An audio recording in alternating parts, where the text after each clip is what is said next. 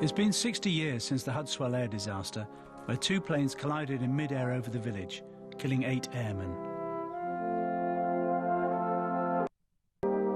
16-year-old Air Cadet Derek Coates was the sole survivor after being strapped into the only available parachute by Flight Lieutenant John Quinton, who was posthumously awarded the George Cross, the UK's highest award for bravery.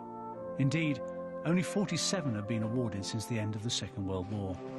It was this act of heroism that inspired local resident John Ward to organise today's commemorative service. There was a strong feeling when we started to look at the story that we should have some way of commemorating all the airmen that died and the air cadet that died, and remembering the bravery of John Quinton in saving the life of Derek Coates. As the residents of Hudswell gather to remember those who lost their lives, the service of remembrance begins with a march through the village by the Middlesbrough Air Training Cadets. But what happened to the sole survivor of the tragedy at Hudswell? We found Derek Coates, the 16-year-old air cadet saved by John Quinton, now living in Western Australia, and he's aged 75. In reply to our invitation to come today, he wrote, "Dear John, I would very much like to be there, but due to my health problems will be unable to make it. I would appreciate it if you would read out a message from me. Simply, I owe him my life. What more can I say? There's hardly ever a week goes by without thinking of him.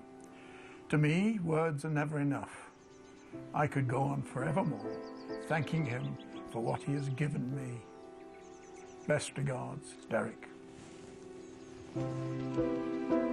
It's a poignant occasion for many attending the service, including Roger Quinton, son of Flight Lieutenant John Quinton, whose actions saved Derek Coates.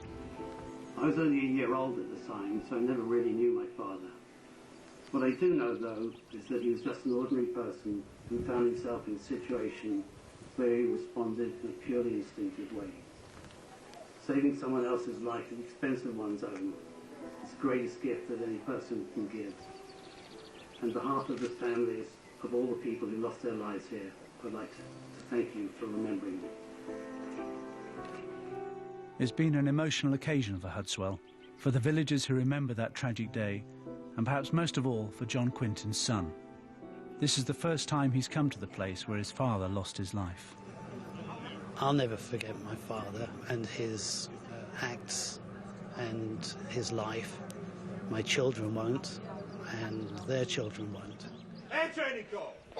5 on left. Quick! March!